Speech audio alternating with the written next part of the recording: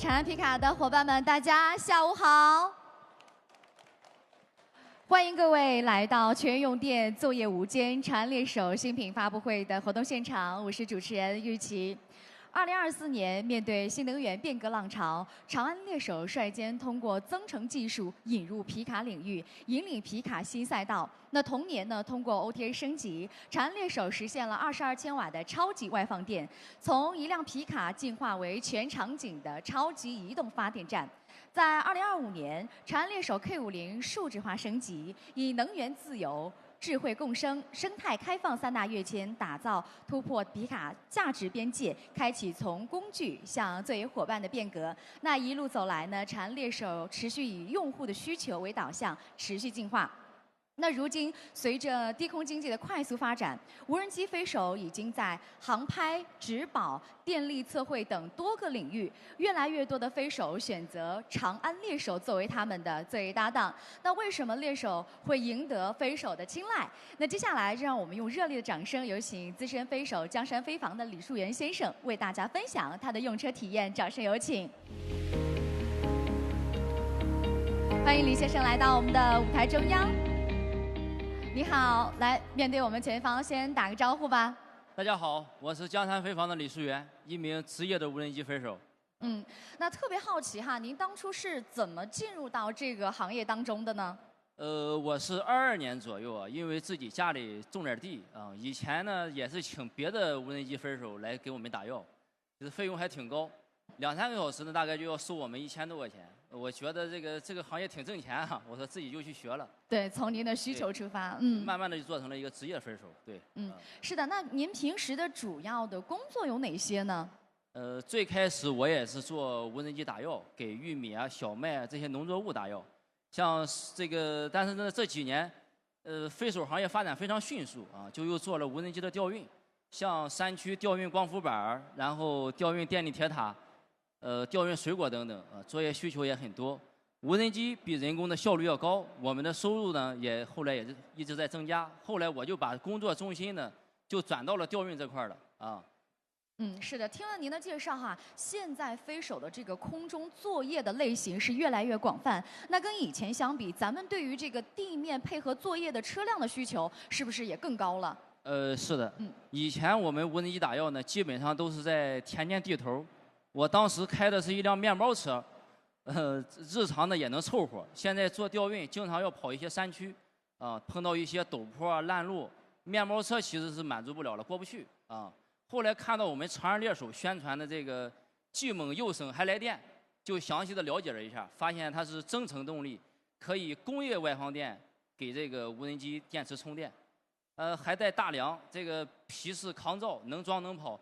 感觉很适合做调运工作啊，我就换了这个长安猎手。对，其实我们平时用增程比较实用，因为我们平时跑城区啊、郊区啊，用电就够了啊。一跑长途我们就用增程发电。像去年我们去新疆调运电力铁塔材料，路程特别远，有增程我们就不用总是停下来去充很久的电。当然，如果电池能再大点儿，续航再长一点就更好了。这种长距离作业，它就能更省时、更省钱。是的，听了您的分享，我们的增程动力确实解决了长途作业当中的这个续航焦虑。那除了我们这个动力方面，长安猎手在日常作业当中哪些功能让您觉得特别实用呢？当然还有就是非常重要的就是外放电啊。以前工作的时候啊，我们得带着发电机，啊，又重又吵。现在猎手30千瓦的外放电呢，可以直接给2块无人机电池进行充电。200多度可以充个100多块无人机电池，连续干2天都没有问题。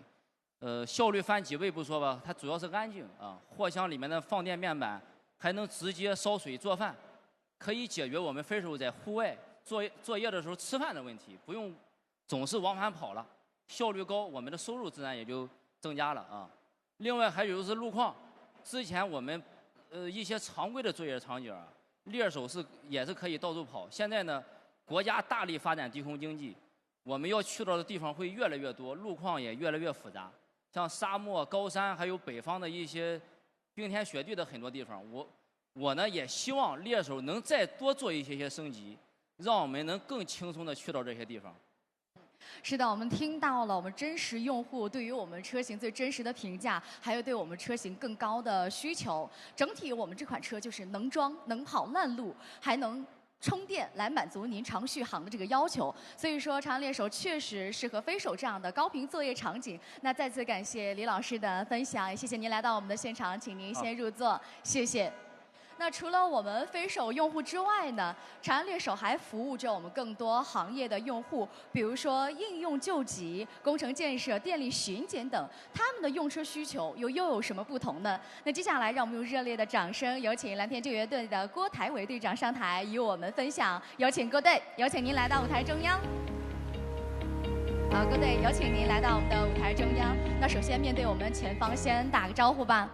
大家好，我是蓝天救援队的郭台伟，我们是专业的社会民间救援组织，城市救援、山野救援、抗洪抢险、地震救援，哪里有需要我们就去往哪里。是的，那其实蓝天救援队呢，它还是一支纯公益性质的组织，长期参与抢险救灾一线，工作的环境可以说是更加的复杂和险峻，因此车辆在救援工作当中也是十分重要的。那可以为我们分享一下，郭队，咱们为什么会选择长安猎手呢？其实和刚刚李老师说的一样，我们救援工作车辆需求呢有点类似，但更加的极限。我们经常在山区、洪涝灾害、地震现场路况极差，以前我们也是用大面包车装很多装备，烂路、泥路、涉水的路基本过不去。那么装备呢，我们就要往返的去转运，耽误时间。那么对救援来讲呢，有2点非常重要，第一个就是抢时间，第二个是设备需要充电。当时我们选择长安猎手呢，也是因为它的功能可以满足这2点，做得非常好。以前我们出任务拉面包车来拉装备，队员和搜救犬要另外安排越野车来装载。那么现在有我们的猎手既能装还能越野，那么装备呢跟那个人员可以直接开往前线。那么就拿我们的洪水来讲吧，我们一场洪水救援，我们有船只、发动机、无人机、照明设备、救生衣几十件救援装备，我们的后斗就可以轻松的放下，乘坐空间也是够用的。我们队员和搜救犬可以一起去往前线。对，那其实郭队刚才提到了长安猎手非常实用的功能，它解决了我们空颠和用电的一个问题。那我注意到一个细节，咱们救援队其实还有一群特别特殊的一个战友需要安顿。那我们的搜救犬日常是怎么跟车呢？其实以前呢，我们只能放在越野车的后座，没有办法固定，不安全，还这样的一个座位。那么现在呢，我们搜救犬呢直接在后斗可以升舱了。那么猎手后斗呢可以改用我们的一个潜窗。同时呢，我们以前经常会有潜质中暑的现象。那么现在我们的后斗有3.3千瓦的外放电板，直接接上空调。那么夏天呢也能防止我们的犬中暑。那么说到外放电，这对我们来讲是非常重要的。救援现场我们的无人机、对讲机、照明、电镐、电锯都要用电。以前我们是常规操作是带发电机和应急电源，电量是很有限，用完我们还得回去充电做补给，太耽误时间了。我们对救援来讲呢，时间就是生命啊！长安猎手有30千瓦的一个外放电，能够同时带动多台大功率的设备，而且有200多度电的话，足够我们用7到15天的一个正常救援，大大的保障了我们救援工作的一个清障、破拆、通信、照明等核心用电。那么如果提我个人的想法的话，如果能够用30千瓦的外放电和货箱的一个放电面板，那就更好了。救援的设备在充电的同时呢，也能给对讲机、照明设备充电的效率直接提高了，缩短了我们的充电时间，才有机会挽救更多的生命。是的，看来除了我们的这个装载的能力和越野能力之外呢，救援工作对于我们长安猎手的这个大功率多设备放电能力以及我们后斗拓展性的需求也是非常高。我们也深刻的感受到我们救援工作是十分不易，也非常感谢您，我们向所有的救援英雄致敬，谢谢您，也谢谢您来到现场，我们可以回席就坐，谢谢您。那我们现在听到了2位用户最真实的分享，从田间作业到抢险一线，虽然我们的作业环境不同，但是对于电的需求都在持续的升级。随着心智革新，电动化和智能化的加速，无论是对于个人用户还是我们行业用户，无论是对于我们的生产方式还是生活方式，对于用电的需求都在不断的提升。那么电力呢，不再只是一个简单的辅助，而是驱动生产和生活的重要力量。那皮卡行业也正在迎来全电时代的全新变革。顺应时代发展，响应用户所需，长安猎手又将在这个全电时代为我们带来怎样的惊喜呢？那接下来，让我们掌声有请长安凯程总裁董承瑞先生分享长安猎手新品。有请董总，有请您。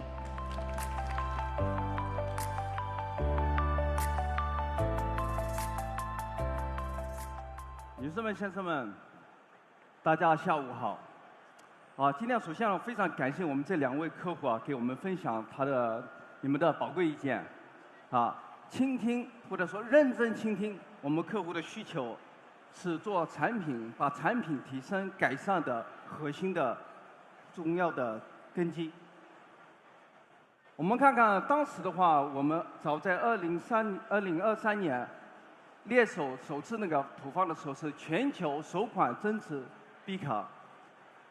它的定位是既猛又省还来电。那很多人当时都在问我们为什么要选择那个增程的路线，因为我们当时是第一家。其实理由很简单，我们看了以后，是传统的皮卡它非常不错，装载能力强，脱困能力强，它又带到大梁，所以呢皮实耐用。但是呢问题是什么呢？它综合的使用成本是比较高的。那这个纯电皮卡是解决了这个成本的问题，但是呢又有里程的焦虑，那么同时呢充电时间还是比较长，所以我们选择了这个增程皮卡，取长补短。我们也是带着那个传统皮卡的大梁，那么皮实耐用。同时的话呢，我们也有了个大的电池，那用车的话成本也降低了。还有呢，我们有需要的时候还可以用油，所以续航里程没有焦虑了。那额外的话呢，我们还带了当时一个独特卖点。就是我们一个独特优势，随身的话带着一个外放电的这样的功能，这样子让很多客户呢觉得在户外的话用电完全可以自由。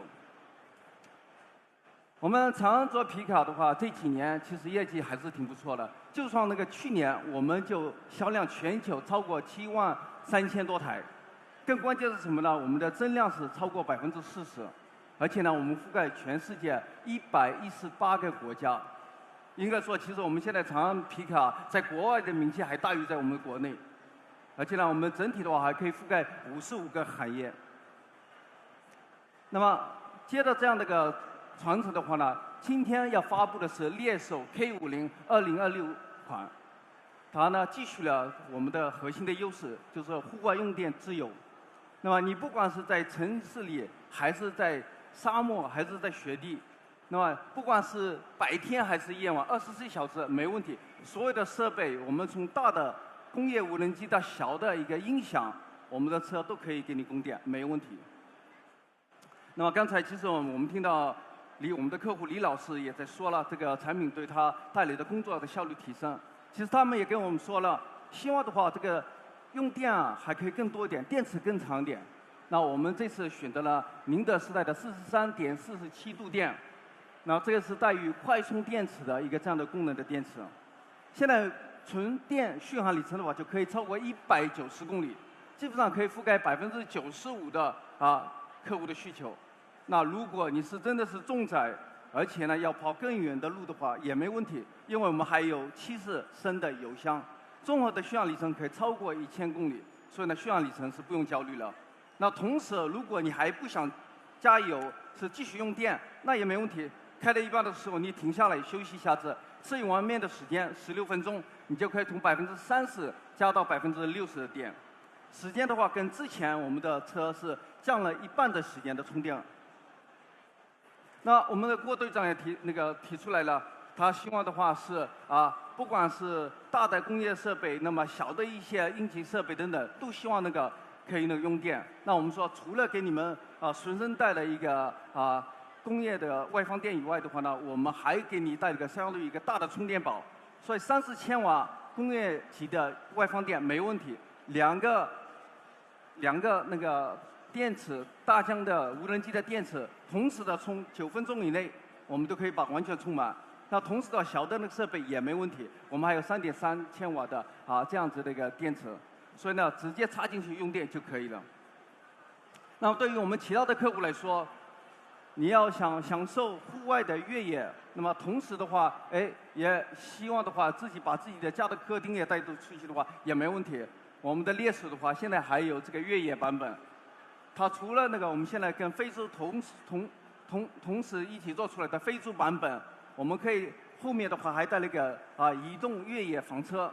那同时的话，你也可以把你自己的音响啊、电视啊，甚至冰箱什么设备都带进去，可以把你的客厅的电器都带过去，没问题。你的移动到哪里，你的家基本上就在哪里，完全可以自由自在的，想到哪里就住在哪里。那除了这些功能以外的话，我们也看到一个全面的产品的这个性能升级，双电机动力的提升。基本上的话，我们现在这个功率可以提升20%，跟老的产品相比，意味着的话，你提速的话就更轻松、更快。那扭矩的话呢是提升了12%，所以意味着什么呢？爬坡的功能能力的话是提升了50%，相当于的话，你满载要爬升30多度的一个坡陡的话，轻轻松松没问题。那么还有呢，我们说整体的性能的话也完全是智能化了，市区。我们的每一个车轮时刻的话抓地力都有智能的去搭配起来，所以呢，你可以放心的，不需要自己的话分心的去操控，因为完全你可以是全程放心的，只是开车就行了，其他的方面的调试我们帮你搞定。那么还有这个视频这里也看得出来，如果你觉得这个智能功能还不够的话，我们还可以给你提供10大驾驶模式。4大场景的辅助，那么以及5大的能量的一个管理。所以不管你是新手还是老司机，只要你选择了山地或者是雪地或者是什么样的一个场景，它更加的帮助你，就不用思考什么，你只要专心的开你的车，其他的方面我们的猎手全部帮你搞定。那今天介绍了那么多升级的方面，大家可以想象内容确实很多，如果你都记不住的话，记住这一页就可以了。基本上我们对于用电的方面是完全可以来个自由，续航里程更高，所以呢，纯电的增程的话是增加了50%，那充电呢更快，时间呢缩短1半，那放电更强。基本上你不管是工业级的用电还是家用的，我们基本上给你带来一个大的水深的充电宝，那性能更不用说了，你可以驾驶轻松安全，其他都不用关心。好好的开你的车，享受这个路途，我们其他方面全部帮你搞定。那大家就想了，这么好的车价格是有多少？那我们的长续航里程的官方指导价是14.49万。那么如果这个预算觉得有点高的话，我们还有个标准版本是14.19万。那如果你真的心动，欢迎大家来到我们的4S店。我们现在对自己的这个产品，除了刚才给大家介绍所有的性能升级以外，还有个什么呢？大家可以看到这里面那么多大礼包，还有个质保的完全的终身质保，3电系统，那么以及增程系统，这个意味着我们现在对自己产品的质量是非常有自信的。最后还是要说一下长安猎手 K50 2026款，它不仅仅现在是既猛又省电，现在呢是更来电。好，谢谢大家。好的，再次感谢董总的精彩发布与分享。那通过刚才的一个发布内容呢，我们也了解到这个电力还有我们的操作系统都有了一个极大的提升，能够更好的满足我们用户所需。那也相信2026款长安猎手 K50能与每一位用户的真实共鸣。来需求，来并我成为大家生活当中的伙伴，更是大家全电场景当中的一个全能伙伴。那么接下来呢，就让我们以热烈的掌声，有请合影嘉宾移步至舞台中央，合影留念，有请各位。OK， 好的，感谢我们直播间小伙伴持续的关注啊！在刚刚的时间的话，我们也已经公布了长安猎手 K50 2026款官方指导价。